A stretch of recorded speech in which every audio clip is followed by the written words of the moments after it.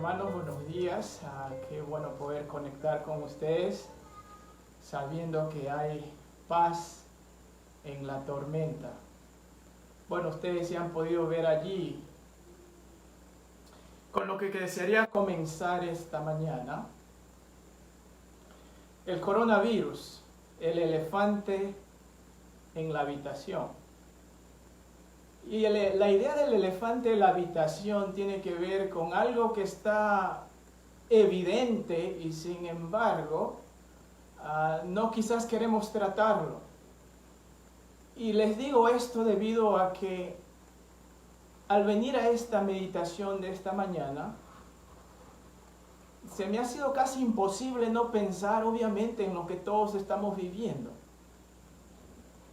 Y muchos de mis pensamientos se trasladan a lo que es común quizás a ustedes y a muchos en el mundo, a tratar temas proféticos. Al notar esto en la palabra de Dios, me doy cuenta que los hombres de Dios también tuvieron en su mente los temas proféticos quizás en tiempos trascendentales que les tocó vivir. Una de las cosas que veo aquí en esta ilustración que tengo al frente es, no sé si les ha doblado los ojos.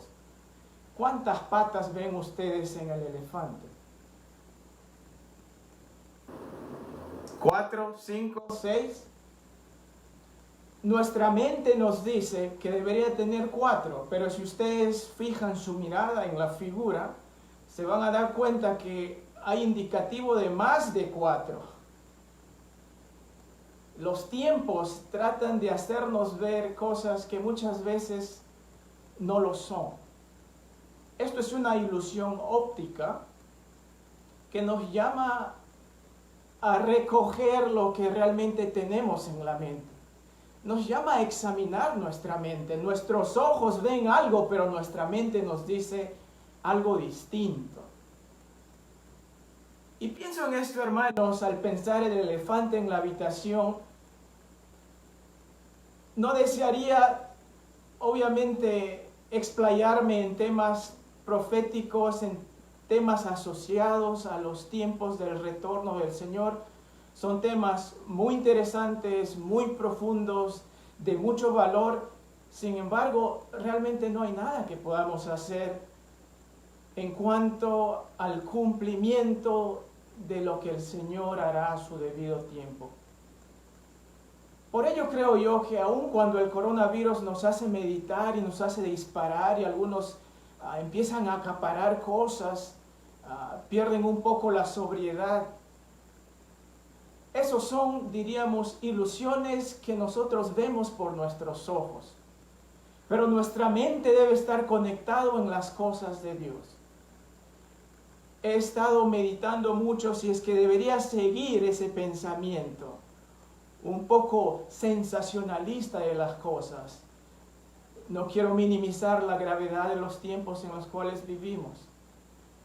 Pero el mismo apóstol Pedro, cuando él pensó en estos tiempos del fin de los tiempos, él dijo lo siguiente, y quiero que ustedes lo vean allí. Estamos tratando Efesios 4, no me he olvidado de Pedro, ¿ok? Estamos llevando estudios sobre la unidad en Efesios 4, y quiero llegar a ello.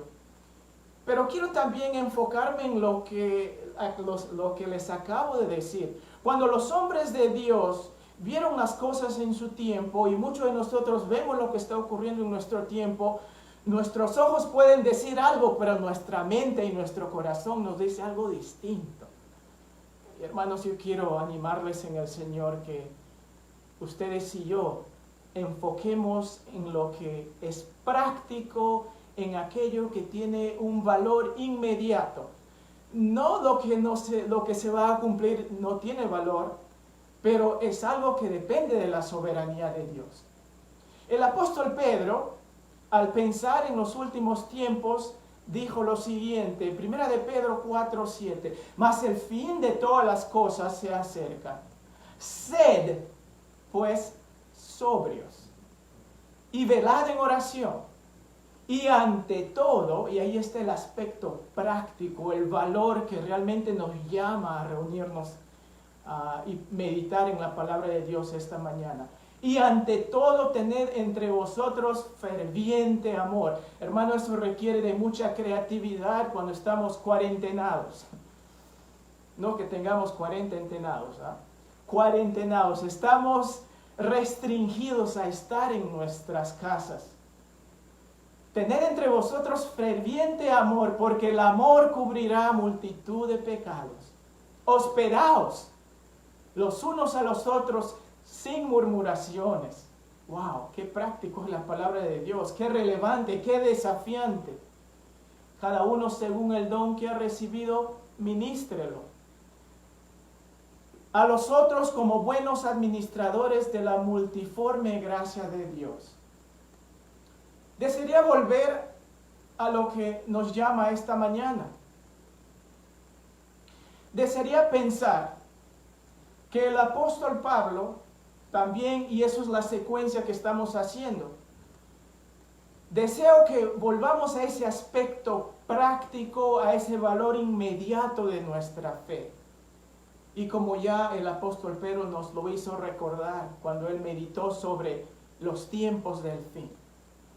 Yo desearía, por lo tanto, quedarme en Efesios 4 y meditar con ustedes sobre el propósito, la calidad de nuestra unidad. Son tiempos muy interesantes en los que estamos viviendo. Y desearía, mis hermanos, que nosotros pensemos en la unidad como ese aspecto práctico y de valor inmediato que recogemos aún en un tiempo como el que estamos viviendo. ¿Saben? Hay algo interesante. Es más fácil para la gente de afuera concedernos la calidad de nuestra unidad como si fuera ya un hecho. Por eso es que la gente de afuera diría, mira, ellos son cristianos y por lo tanto están unidos. Son solidarios, se aman los unos a los otros. Es más fácil para ellos darnos esa concesión. El mundo nos da esa concesión. ¿Saben? El mundo dice de nosotros que somos generosos o debemos ser generosos, que somos personas que leemos la Biblia, que somos gente entregada a la moralidad, o sea, para nosotros la santidad. Los que se identifican con Cristo son concedidos estos valores que el mismo Señor pide que nosotros lo tengamos. Sin embargo, para nosotros que estamos adentro, a veces nos es difícil ver esa unidad, ¿no es así? Es más, el propósito de tocar los temas sobre la unidad en Efesios 4 es para que tú y yo palpemos lo que significa la verdadera unidad en el sentir que el Señor mismo lo pidió de nosotros. El mundo nos da esa concesión, pero muchas veces en nuestra realidad tenemos dificultades. ¿Y por qué tenemos dificultades? Porque la obra de nuestro Señor Jesucristo no es aplicada a cada uno, o cada uno no aplica la obra de nuestro Señor Jesucristo de la mejor manera posible. Algunos estamos todavía bebés en la fe, y Pablo dice, cristianos carnales. Y debemos madurar en la fe, debido a que hay diferentes niveles en nuestra espiritualidad. Por lo tanto, la unidad es a veces hasta una ilusión. Una ilusión que nuestra mente lo cree, que nuestro corazón lo sabe, pero nuestros ojos no lo ven. El Señor Jesucristo vio en su pueblo una realidad. Vio en su pueblo la unidad como una realidad, y por ello el Señor Jesucristo nos dice en Juan 17:21, para que todos sean uno, como tú, oh Padre, en mí y yo en ti, que también ellos sean uno en nosotros, para que el mundo crea que tú me enviaste. Él dice que la unidad como concepto en nuestra mente y en nuestro corazón debe ser visto claramente y no solo como una ilusión para nosotros, no solamente como una concesión que el mundo nos da, pero una realidad para ti y para mí como hijos de Dios. Y por ello retomamos nuestro texto en Efesios. Y para hacer un pequeño repaso, me gustaría que reconsideremos los primeros 3 versículos. Y dice, yo pues preso en el Señor, os ruego que andéis como es digno de la vocación con que fuisteis llamados, con toda humildad y mansedumbre, soportándoos con paciencia los unos a los otros, solícitos en guardar la unidad del Espíritu en el vínculo de la paz. El apóstol Pablo está enfocando en el tema de la unidad en el capítulo 4. Es más, en el capítulo 3 también empieza, y bueno, todo el libro tiene que hablar con pues la unidad en el cuerpo de Cristo. Y esto es un resultado de la obra del Evangelio. Hubo un hermano chino que escribió un librito que se llamaba Andad, Descansad y Estad firmes. Él se llamaba Watchman Nee. Él escribió ese librito que decía, su título era Andad, Descansad y Estad firmes. Es un clásico de lectura para nosotros y si tienen la oportunidad de conseguirlo, léanlo, mis hermanos. Él dice que los primeros 2 capítulos de Efesios se enfatiza en el descansar en la obra de Cristo, donde hemos sido puestos en los lugares celestiales. Y luego dice, la siguiente parte del libro, capítulos 3 y 4, tiene que ver con el andar. Por eso en el versículo 1 del capítulo 4 dice, que andéis. Dice, andad, o sea, revestidos con Cristo, habiendo descansado en la obra que Él ha hecho por nosotros. Ahora descansamos vestidos de Cristo. Y de eso se trata. Cuando estamos vestidos de Cristo, hermanos, vamos a ser unidos. Y los últimos capítulos Él lo tituló, Estad firmes. Ahí es donde nos habla de la lucha espiritual. Capítulos 5 y 6 de Efesios. Ahora, repasando entonces esto, los primeros 3 versículos, yo diría que nos está llamando a andar dignamente porque otros nos están mirando. Cuando dice, andéis como es digno de la vocación con que fuisteis llamados. Andemos dignamente porque otros, mis hermanos, nos están mirando. Si no vamos a caminar en unidad, de repente debemos cambiar de nombre y no llamarnos cristianos. Pero también puedo reconocer allí que no solamente nos dice que andemos dignamente porque otros nos están mirando, pero que andemos dignamente porque tus hermanos están creciendo contigo. Cuando dice con humildad, con mansedumbre, soportándonos con paciencia. ¡Wow! Eso es un desafío grande. Y a decir verdad, quizás yo he causado mucha impaciencia a mis hermanos. Y perdonen mis hermanos, pero aún en esa impaciencia yo les estoy haciendo crecer en el Señor. Y quizás algunos hermanos también nos han dado mucha impaciencia a los ancianos, a los líderes de la iglesia. Pero el Señor aún con esos malestares que tenemos, nos está llamando a que andemos con Él. Y la última parte del versículo, de estos versículos, en el versículo 3, yo diría que se trata de andar dignamente porque de cada uno depende mantener la unidad. Cuando dice solícitos en guardar la unidad del Espíritu. Dios hizo posible la unidad de todos por medio de la obra de nuestro Señor Jesucristo. Y el agente que permite preservar y estimular esa unidad es el Espíritu Santo. Estar sometido al Espíritu Santo es el gran desafío para preservar la unidad que ya es nuestra por medio de nuestro Señor Jesucristo. Pero en el aspecto práctico, allí es donde debemos realmente afinar más nuestros sentidos, afinar más nuestra obediencia. Y por ello, mis hermanos, quiero llevarlos a los siguientes versículos, por lo tanto. Y de esto se trata esta mañana, de hablar de la realidad de nuestra unidad. Puede tener 2 matices esta afirmación. La realidad en un sentido negativo, hoy qué triste es la realidad de los hermanos que se reúnen en el nombre del Señor Jesucristo. La realidad nacional, pensarlo, la realidad nacional tal como hablamos, es triste en medio de esta conmoción. Y la realidad global también lo es. Pero yo quiero afirmar en el sentido positivo en el cual el apóstol Pablo enfoca en los siguientes 3 versículos. Cuando él dice, un cuerpo y un espíritu, como fuisteis también llamados en una misma esperanza de vuestra vocación. Un Señor, una fe, un bautismo, un Dios y Padre de todos, el cual es sobre todos y por todos y en todos. A ver, recién acabamos de empezar. Vamos a orar. Padre Santo, pedimos que unas nuestros corazones allí donde estamos reunidos esta mañana y nos permitas meditar en el aspecto práctico de la unidad cuando hemos sido, Señor, restringidos a estar en nuestros hogares. Más que seguro, en tu soberanía tú nos estás llamando a recapacitar, a hacer un análisis frío, Señor, de si es que realmente como familia estamos unidos. Señor, hay muchos ahí en el hogar que están orando en este momento que no te claman como Señor y Salvador. Quizás esto es la razón, esto es el tiempo por el cual tenemos esta forma de llegar a sus hogares.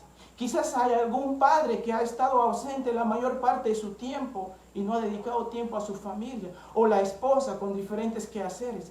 Señor, deseamos que si tú has permitido esto, que pensemos en la unidad del cuerpo. Y gracias, Señor, por lo que tenemos por delante. Nos encomendamos en tus manos, en el nombre de tu Hijo Jesús. Amén. Entonces, hermanos, la realidad de nuestra unidad. El apóstol Pablo menciona 7 elementos sobre la realidad. Algunos dirían la razón o las razones de nuestra unidad. Y yo quiero decirles en primer lugar lo siguiente. Cuando hablamos del primer elemento, dice un cuerpo. Cuando hablamos de un cuerpo, el apóstol Pablo utiliza ya en el mismo capítulo ilustraciones para referirse al cuerpo. En el versículo 12, si ustedes tienen su Biblia allí al frente, que sería bueno. Noten que el versículo 12 nos habla que el cuerpo tiene muchos dones. Y esos dones son dados para la edificación del cuerpo. No es necesariamente para mi uso personal. La cuestión es cuando yo vuelco ese don o dones que el Señor me ha dado, automáticamente me edifico, pero en principio es para el cuerpo. Y eso nutre, cuando yo utilizo mis dones, nutre al cuerpo. Varias partes, varios dones, un solo cuerpo que es nutrido. En el versículo 16 nos habla de que el cuerpo tiene muchas partes, pero hay una sola cabeza y esa cabeza es el Señor Jesucristo y todos nos sujetamos a la cabeza que es Cristo. Pero la ilustración más clara lo dice Pablo en 1 Corintios 12, cuando dice lo siguiente: porque así como el cuerpo es uno y tiene muchos miembros, pero todos los miembros del cuerpo, siendo muchos, son un solo cuerpo, así también Cristo. Todos los que se sujetan a Cristo son nuestros hermanos, cualquiera sea su condición espiritual o tradición eclesiástica. Es que lo que Pablo está diciendo aquí es, cuando nos habla de un cuerpo, que hay unidad en la diversidad.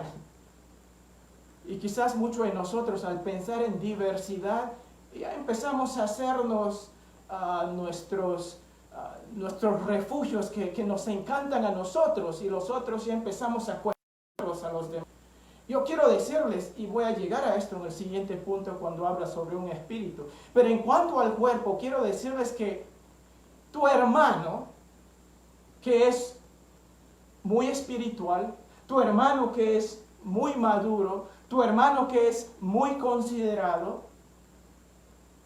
que es fácil decir, wow, es mi hermano, pero también es tu hermano aquel que todavía está inmaduro, todavía tiene signos de desconsideración, de descortesía. Es nuestra realidad. Y por ello queremos nosotros equilibrar todo cuando afirmamos lo que dice el apóstol Pablo, que en el cuerpo hay diversidad.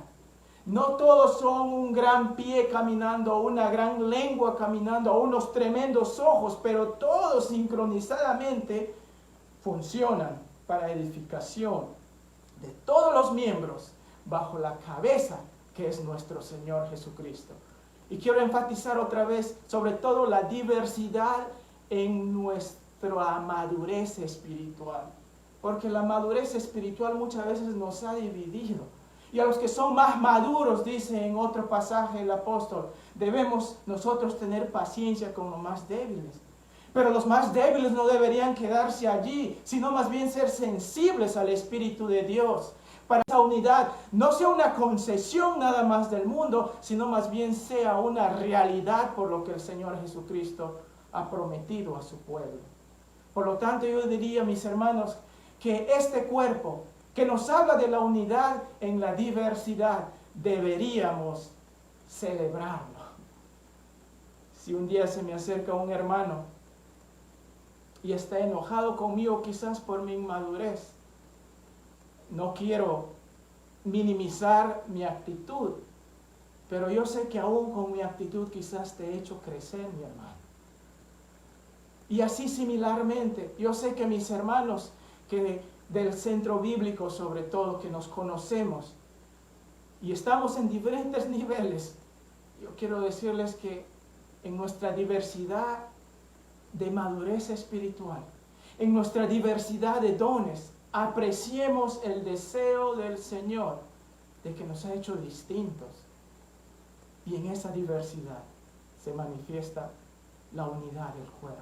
Y deseo, mis hermanos, que apreciemos a los hermanos en todo tiempo. Luego lo vamos a la siguiente parte y el apóstol Pablo nos dice un espíritu.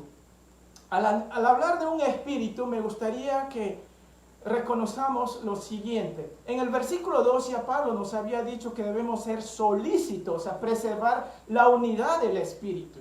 Esta unidad es indudablemente la salvación hecha posible por medio de la obra del Espíritu. Aparte del llamado de Dios por medio del Espíritu Santo, nadie sería salvo. Por eso Pablo dice que la salvación es común para todos por lo que hace el Espíritu de Dios. Fíjense lo que dice en 1 Corintios 12:13. Porque por un solo Espíritu fuimos todos bautizados, y esto es la regeneración, en un cuerpo, sean judíos o griegos, sean esclavos o libres, y a todos se nos dio a beber de un mismo espíritu. Todos los que hemos sido salvos, hemos creído en la obra redentora de nuestro Señor Jesucristo, recibimos un espíritu que es el sello de nuestra salvación. En Romanos 8:9 Pablo también dice, mas vosotros no vivís según la carne, sino según el Espíritu, si es que el Espíritu de Dios mora en vosotros. Y si alguno no tiene el Espíritu de Cristo, no es de él. O sea, hace una separación entre el creyente y el no creyente. Los creyentes, todos tenemos el Espíritu de Dios. Yo diría aquí que Pablo está enfatizando lo siguiente, tenemos unidad, no solamente en el cuerpo. Al nosotros reconocer la diversidad y ser uno, pero también tenemos unidad en cuanto a nuestra salvación. El problema aquí nace de la siguiente manera. Cuando somos salvos, algunos deseamos imponer nuestra diversidad y pensamos que otros que no cantan como nosotros, que no celebran como nosotros, que no oran como nosotros, que no ofrendan o diezman como nosotros, no son buenos creyentes. Y algunos más exagerados dirían, de repente no son creyentes. Yo diría a mis hermanos, que si tienen el Espíritu de Dios, no yo lo dice la palabra de Dios, que son nuestros hermanos en Cristo. Tanto así que nosotros debemos reconocer que la diversidad de denominaciones que claman al Señor Jesucristo como su único Señor y Salvador, por más que algunas diferencias sean en cuanto a prácticas marcadas entre ellos y yo, entre yo y ellos, yo no puedo decir que no son mis hermanos en Cristo. Somos unidos en Cristo por la salvación hecha efectiva por el Espíritu de Dios que habita en todo aquel que ha creído en nuestro Señor Jesucristo. Y por lo tanto, déjenme decirlos claramente. Oremos por nuestros hermanos de todas las denominaciones que se unen en el nombre del Señor Jesucristo. Y desechemos las barreras que muchas veces nos enfrentan.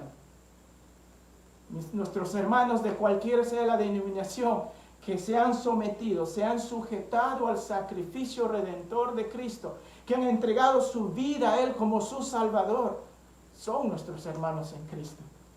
No tenemos por qué nosotros levantar bandera que mi denominación o mi práctica o esto es sagrado, es santo y esto deben hacerlo todos. La unidad en nuestra salvación, por lo tanto, mis hermanos, debe ser agradecido.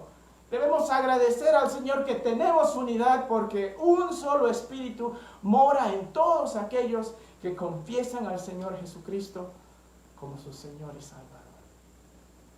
Pero también ahora seguimos adelante. Recuerden que son 7, debo avanzar. Que la siguiente parte, el apóstol Pablo nos dice, primero un cuerpo que nos habla de la diversidad.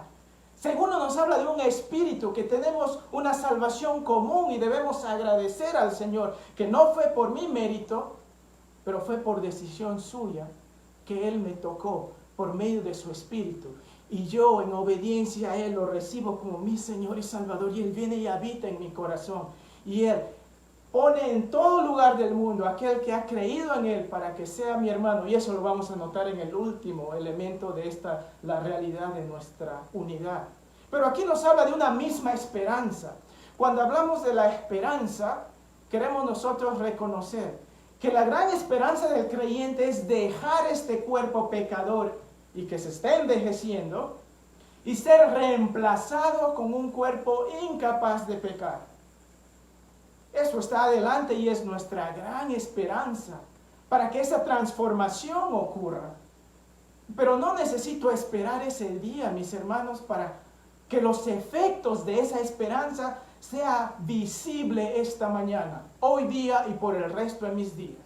Quizás hay muchos de nosotros que nos trasladamos a aquel tiempo cuando estemos en gloria, ya no luchando con este cuerpo de pecado. ¿Cuánto nos gustaría tener ello? Y por lo tanto algunos descansamos y bajamos la guardia. Pero el apóstol Pablo habla de dos clases de esperanza.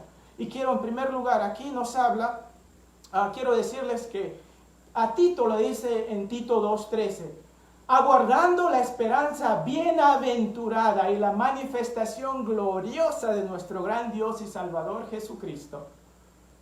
Y Pedro, el apóstol Pedro, nos habla de la esperanza viva.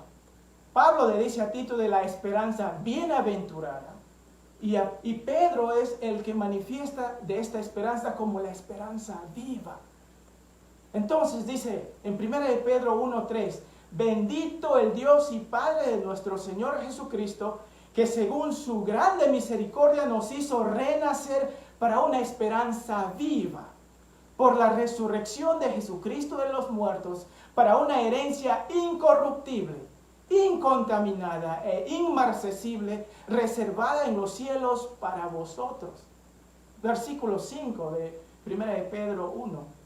Que sois guardados por el poder de Dios mediante la fe, para alcanzar la salvación que está preparada para ser manifestada en el tiempo postrero. La esperanza que nosotros tenemos, no necesitamos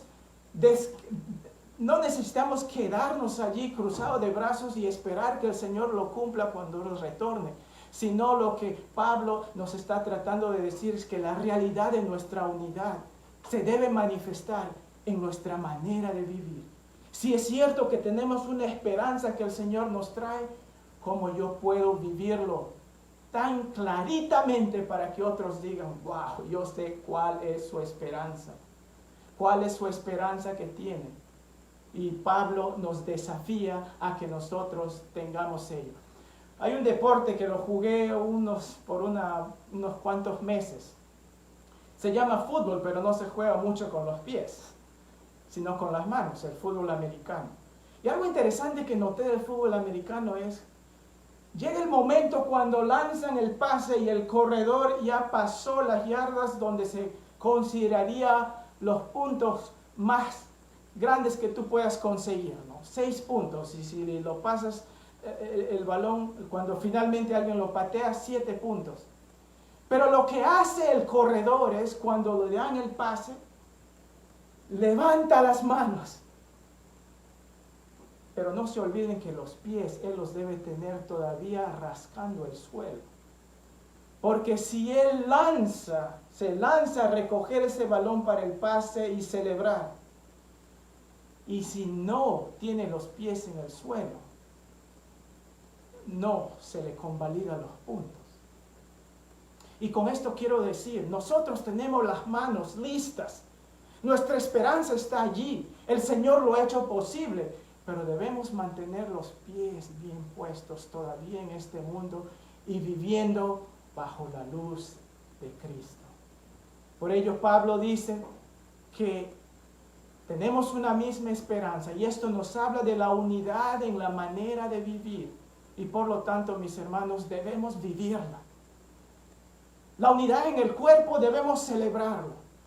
La unidad en el espíritu debemos agradecer lo que viene para hacer efectiva la salvación.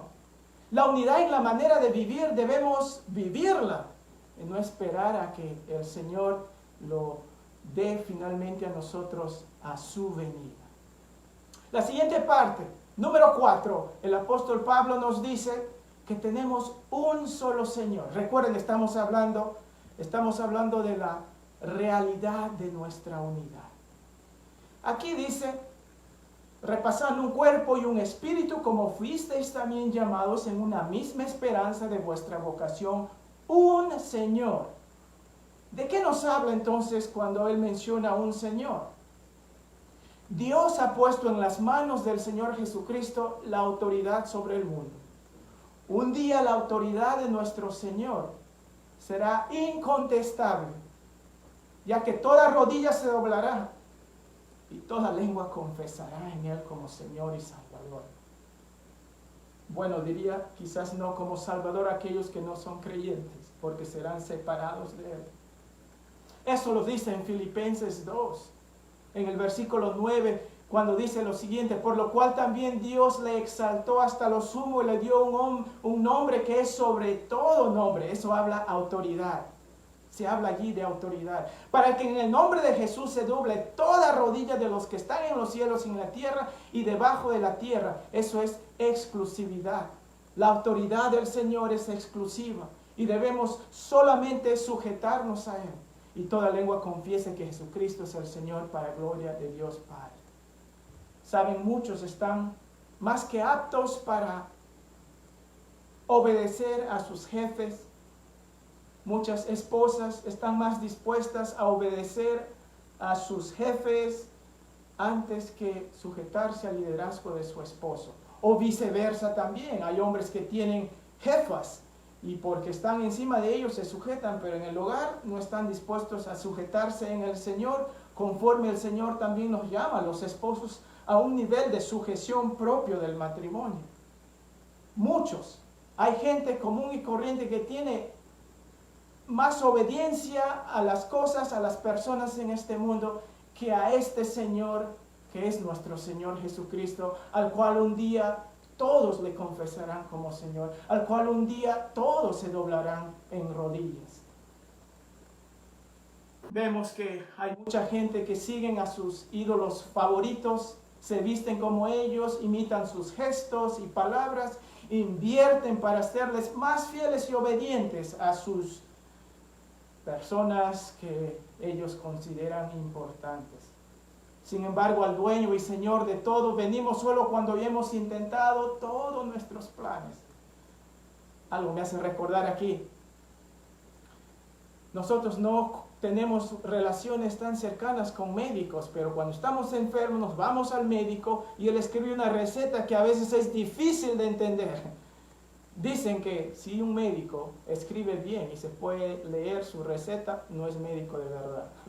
Una broma. Pero fíjense que cuando nosotros ni siquiera conocemos a esta persona, agarramos ese papel como si fuera la solución a todos nuestros problemas y obedecemos y compramos la medicina y lo tomamos. Aquel que nos ha creado, aquel que tiene el manual de nuestra vida, muchas veces nos es difícil obedecer. Y ruego al Señor, mis hermanos, que podamos vivir en unidad, reconociendo que este Señor nos llama a la obediencia. Y esa obediencia debe ser demostrado en nuestro diario vivir. Debe ser demostrado en nuestra manera de vivir. pido a ustedes, mis hermanos, que chequen el manual, que antes de recoger versiones, aún en estos tiempos, vengamos a la palabra de Dios. Hay unidad en la obediencia al someternos a un Señor y debemos demostrarlo primeramente a Él, porque cuando nos sujetamos a Él, el resto de cómo van nuestras relaciones también encajarán tal como se debe. El siguiente, una fe. Cuando hablamos de una fe, debemos nosotros reconocer que la Biblia nos llama a una exclusividad. Debe haber unidad en lo que creemos. No se refiere al ejercicio de la fe para salvación, sino más bien al contenido de lo que creemos. O sea, ¿qué creo acerca de Dios? La verdad es que todo el mundo cree en Dios. Y mientras hablemos de Dios, no vamos a tener problemas. Pero si digo que mi creer en Dios es hablar del Dios de Jacob, del Dios de Abraham, del Dios de Isaac, es hablar del único Dios, Jehová, que envió a su Hijo, nuestro Señor Jesucristo, como el Dios encarnado. Eso es el contenido de nuestra fe. La Biblia, mis hermanos, es exclusivista. Creer en Jesucristo es tener un tipo de exclusivismo. Y eso es contrario al pensamiento de hoy en día.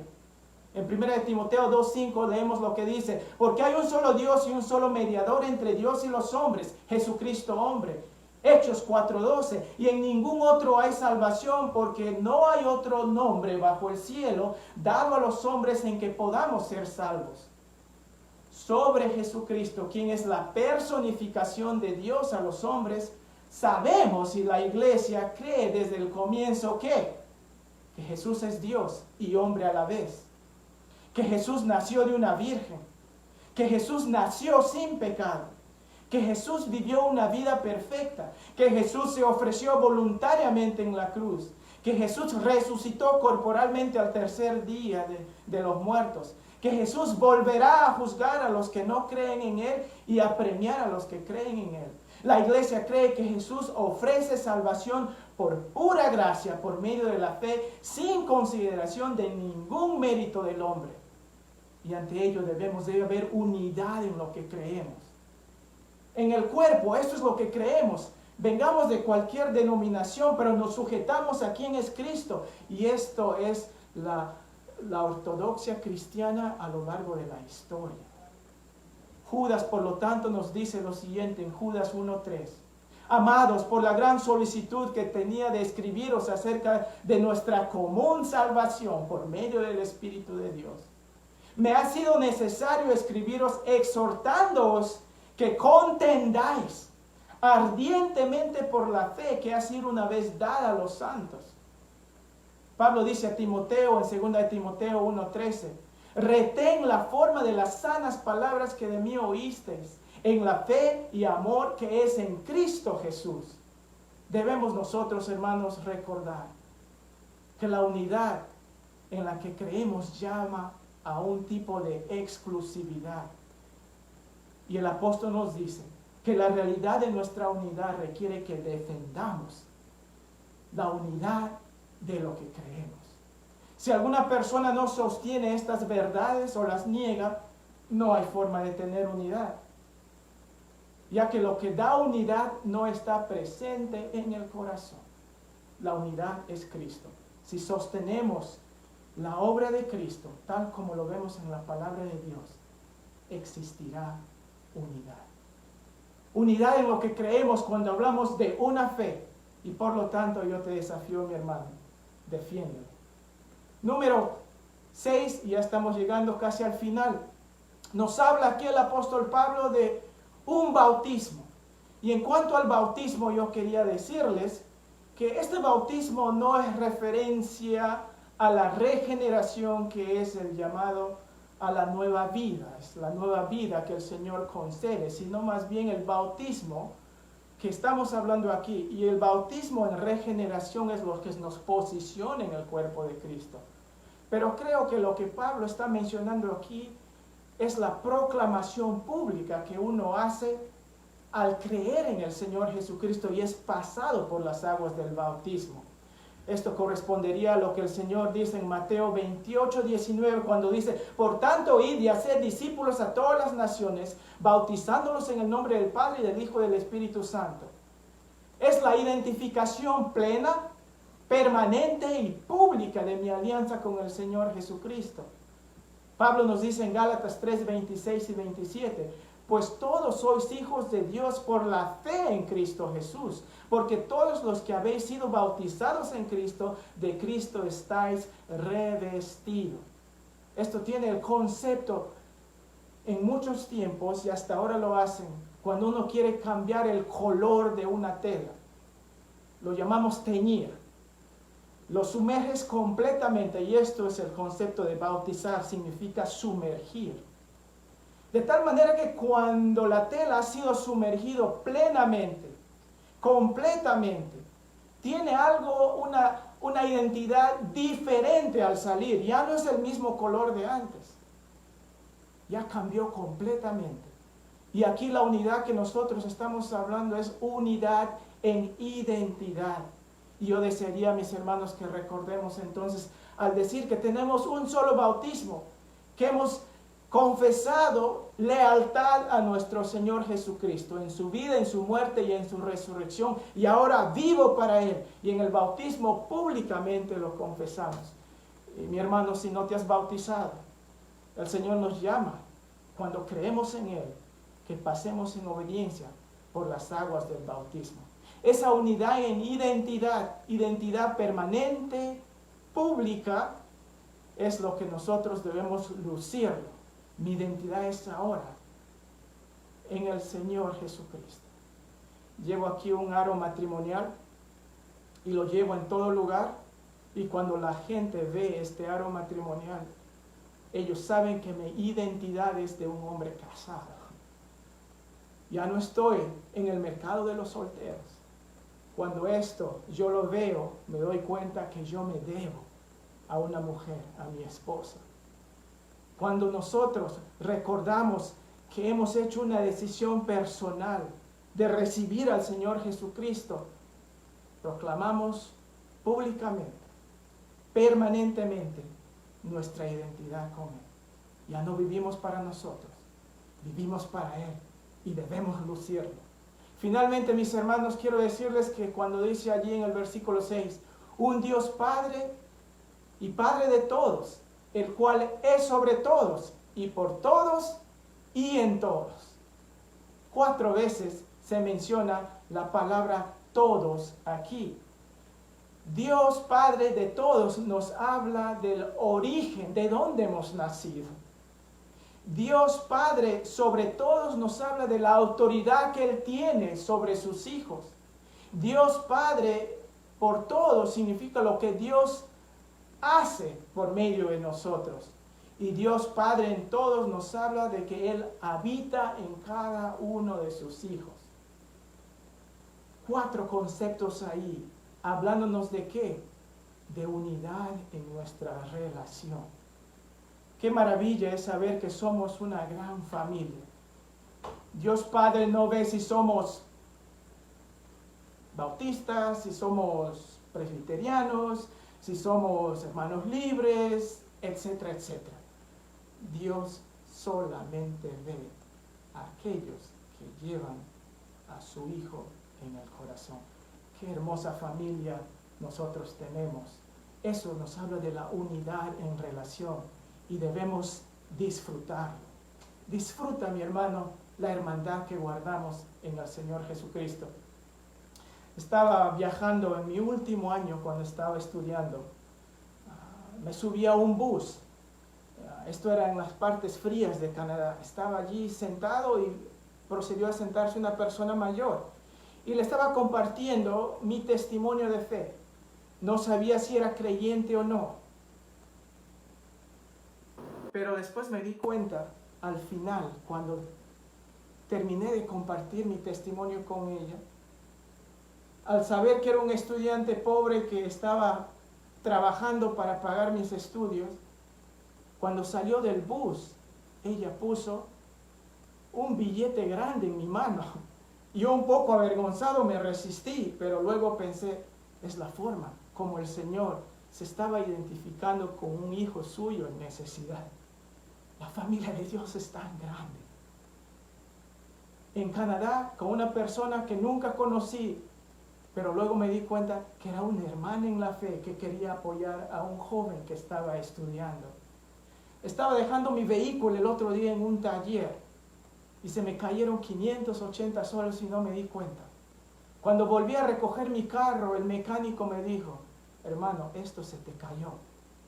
¿Cuántas veces ha ocurrido eso cuando llevas a un taller de mecánica tu vehículo? Casi nunca. Pero ¿saben por qué lo hizo? Porque Él es mi hermano en la fe. Disfruta la hermandad que tenemos. La hermandad que tenemos en el Señor debe equilibrar a todos en un espíritu de unidad. Empezamos la obra a hacer esa pequeña construcción de la iglesita en Menocucho. Al ver varios hermanos se han esforzado en poder apoyar. Y me conmocionó mucho cuando un hermano me dice, hermano, no puedo ir, pero aquí está, te doy para materiales. Me dio algo allí. Otro joven que hace poco terminó de estudiar me dice, voy a dar para transporte. Son hermanos de nuestra iglesia. ¿Por qué? Porque son nuestros hermanos en la fe. Qué bueno es disfrutar la hermandad en Cristo. Necesitaba un poquito más de dinero para conseguir y seguir con el trabajo. Me acerco a un lugar donde hacen cambio de moneda. Y cuando el hermano allí me pregunta, bueno, sé que es un hermano en la fe que asiste en la zona de Virón, una diferente iglesia, me dice, hermano, ¿qué estás haciendo? Bueno, estamos empezando una obra aquí, estamos construyéndolo, bueno, la construcción en este caso. Y cuando voy saliendo me dice, hermano, quiero apoyar en algo. Yo dije, wow, Señor, tú tienes una tremenda familia en la cual me has puesto. Wow, hermanos. ¿Por qué no tener unidad por lo que Él ha hecho? Al estar allí en tu hogar, quiero que te pongas a recordar de estas 7 cosas que hablan de la realidad de nuestra unidad. Tenemos unidad en nuestra diversidad. Celébralo, hermano, que tu hermano no es igual que tú y te va a hacer crecer en el Señor porque Él es distinto a ti. Tenemos unidad en la salvación. Todos aquellos, por más que no adoran, no cantan tan efusivamente como tú o yo, o quizás no tan efusivamente como nosotros, o menos diría yo, son hermanos en Cristo y agradece que son parte del cuerpo. Tenemos unidad en la manera de vivir y vívelo ahora. Tenemos unidad en la obediencia. Debemos demostrar esa obediencia única a nuestro Señor Jesucristo. Tenemos unidad en lo que creemos. Hay un solo contenido de la fe, la obra, la vida, obra, muerte y resurrección de nuestro Señor. Y Él retorna. Debemos defenderla a toda costa. Debemos tener unidad en la identidad. Debemos lucirla. Nuestra identidad es con Cristo. Y si no queremos vivir para Cristo, no clamemos ser creyentes. Tenemos unidad en la relación. En relación a un Padre que es Dios, Padre de todos, el cual es sobre todos y por todos y en todos. Que el Señor los bendiga, mis amados hermanos. Nos volveremos a reunir prontamente y los haremos saber en qué tiempo. Muchas gracias.